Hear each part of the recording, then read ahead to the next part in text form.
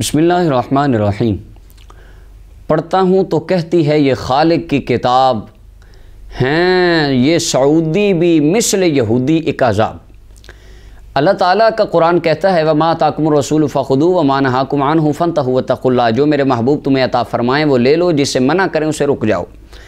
اب اہل اسلام کے اندر کیونکہ نبی علیہ السلام نے فرمایا تھا کہ تم وہ کام آنے والی یعنی نسلیں وہ کام بھی کریں گی کہ یہ بالکل یہود و نصارہ کو کاپی کریں گے، حتیٰ کہ حضور علیہ السلام نے فرمایا اگر وہ کسی غار میں داخل ہوئے ہیں تو تم ان کی نقل کرتے ہوئے غار میں داخل ہو جاؤ گے۔ آج کچھ ایسا ہی مسلمانوں کے ساتھ کیا جا رہا ہے۔ 14 فروری کو ویلنٹائن ڈے کے نام سے ایک غیر شرعی تہوار کے طور پر ہمارے آج علم سے دین سے دور مسلمان جوان اور لڑکیاں اس کو مناتے ہیں، اور اچھا اس کے اوپر میں تو بعد میں کرتا ہوں۔ حیرت اور تعجب اس بات پہ ہے کہ سعودی عرب کے مفتی احمد قاسم الغامدی انہوں نے فتویٰ دے دیا، انہوں نے کہا جی یہ تو منانا جائز ہے، اور اس سے تو بڑی محبت پھیلتی ہے اور اسلامی اقدار کا پاس کیا جا رہا ہے۔ نعوذ باللہ، ہم رسول اللہ کے میلاد کا جلوس نکال لیں، سرکار کے میلاد کی محفل کر لیں، معراج النبی کا جلسہ کر لیں، شب برات کو اللہ کا ذکر کر لیں، کہتے شرک ہو گیا، بدعت ہو گئی۔ کیوں؟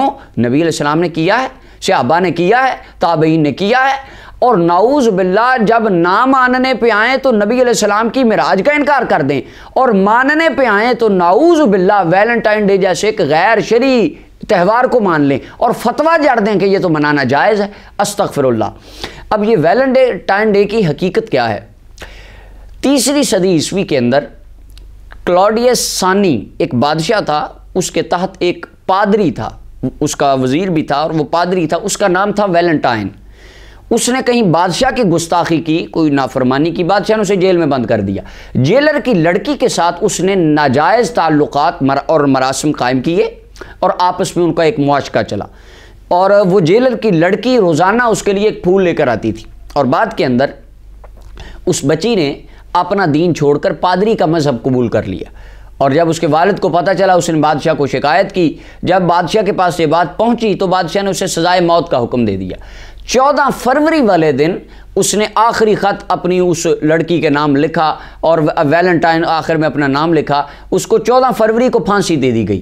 اس کے مرنے کے بعد وہ لڑکی نے اس کے نام سے یہ محبت کا دن منانا شروع کر دیا۔ نبی علیہ السلام نے فرمایا من تشبہ بقوم فہو من، جس نے کسی قوم کے ساتھ مشابہت اختیار کی، فرمایا اللہ اس قوم میں سے اس بندے کا شمار کرے گا، یعنی قیامت والے دن وہ بندہ انہی میں سے شمار کر کے اٹھایا جائے گا۔ اور نبی علیہ السلام نے فرمایا جو جس سے محبت کرتا ہے وہ اسی سے ہوگا قیامت والے دن، قیامت والے دن حشر اس کے ساتھ ہو۔ اب کون مسلمان یہ گوارہ کرتا ہے کہ اس کا حشر نعوذ باللہ اس کافر عیسائی کے ساتھ کیا جائے، اس پادری کے ساتھ کیا جائے جو نعوذ باللہ ایک اللہ تعالیٰ کے قرآن اور رسول اللہ کے فرامین اور اپنے اس وقت کے احکامات کی خلاف ورزی کرتا تھا۔ اور سعودی عرب کے مفتی صاحب کہتے ہیں اسلامی اقدار کا احیاء کر رہے ہیں آپ، تو اسلامی اقدار کو زندہ کر رہے ہیں، نعوذ باللہ۔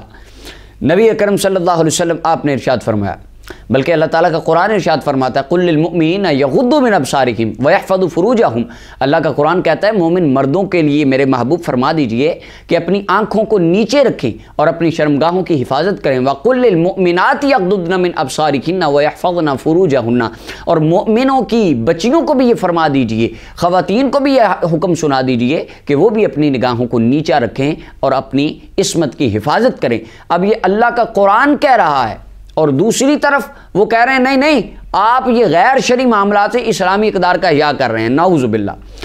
آقا کریم علیہ السلام نے ارشاد فرمایا، مشکات المصابیح کی روایت ہے، امام حسن بصری روایت کرتے ہیں، نبی علیہ السلام نے فرمایا لعن اللہ الناظر والمنظور الیہ۔ حضور علیہ السلام نے فرمایا اللہ کی لعنت ہے جو کسی غیر کے ستر کی طرف، کسی غیر کی بناوٹ کی طرف دیکھے آنکھ لگا کے، فرمایا اس پر اللہ کی لعنت ہے۔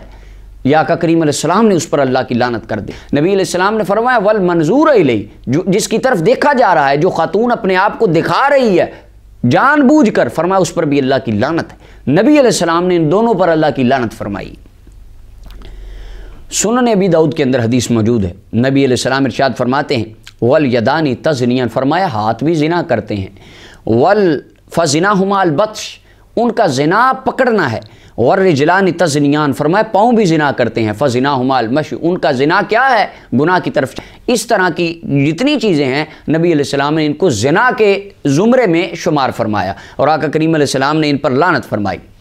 صحیح مسلم کی حدیث ہے، حضرت ابو ہریرہ فرماتے نبی علیہ السلام نے فرمایا صنفان من اہل النار، 2 قسمیں جہنمیوں کی ایسی ہیں، حضور نے فرمایا لم ارہما، ابھی ان کو میں نے نہیں دیکھا، یعنی دور رسالت مآب صلی اللہ علیہ وسلم میں وہ نہیں تھی، فرمایا یعنی آگے آئیں گی۔ ان میں سے جو دوسری قسم ہے، آقا کریم علیہ السلام نے فرمایا ایسی خواتین جو کپڑے پہن کر بھی ننگی ہیں، یعنی وہ ان کے نعوذ باللہ ان کے کپڑوں کی بناوٹ اس طرح کی ہے کہ ان کے کپڑوں کے اندر سارا جسم نظر آتا ہے، فرمایا وہ جہنمی خواتین کی قسم ہے۔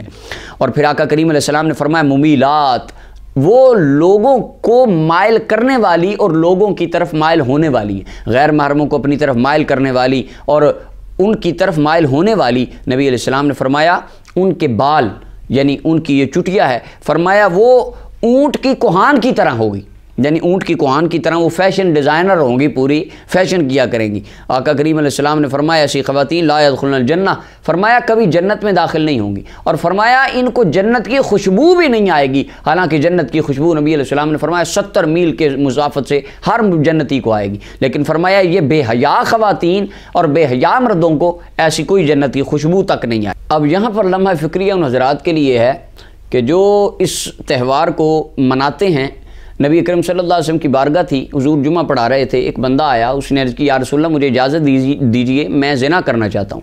آقا کریم علیہ السلام نے اس کی طرف دیکھا، صحابہ کو غصہ آ گیا، حضور نے فرمایا اس کو آگے لے آؤ، اس کو آگے لایا گیا۔ آقا کریم علیہ السلام نے اس کے سر پر اپنا دست شفقت پھیرا اور فرمایا کیا تیرے گھر میں ماں ہے؟ اس نے عرض کی جی یا رسول اللہ۔ بہن ہے؟ جی یا رسول اللہ۔ فرمایا تیری پھوپھی ہے؟ جی یا رسول اللہ۔ خالہ؟ جی یا رسول اللہ۔ فرمایا اگر کوئی ان کے ساتھ زنا کرے، اگر کوئی تیری ماں کے ساتھ، بہن کے ساتھ، پھوپھی کے ساتھ، خالہ کے ساتھ زنا کرے تو تجھ پر کیسا گزرے گا؟ اور اس کرنے کا یا رسول اللہ میں تو اس کو قتل کر دوں، اسے غصہ آ گیا۔ تو سرکار نے فرمایا جس کے ساتھ تو زنا کرے گا وہ بھی تو کسی کی ماں ہے، وہ بھی کسی کی بہن ہے، وہ بھی کسی کی بیٹی ہے، وہ بھی کسی کی رشتہ دار ہے کا، اور ہر انسان کی بقا اسی میں ہے کہ آقا کریم علیہ السلام کی شریعت مطہرہ پر عمل کیا جائے اور ایسی فرسودہ رسومات سے بچا جائے۔ یہ جو سعودی عرب کے حضرت نے فتویٰ دیا یہ اللہ کے قرآن کے بھی خلاف ہے، نبی علیہ السلام کے فرمان کے بھی خلاف ہے۔ اللہ تعالی ہمیں اپنے اسلامی اقدار کا احیاء کرنے کی توفیق عطا فرمائے اور اس طرح کی غیر شرعی فرسودہ رسومات سے اللہ تعالی ہم سب کو بچائے۔ اللہ تعالی آپ کے میرے ہم سب کے گناہوں کو معاف فرمائے۔ وآخر دعوانا الحمدللہ۔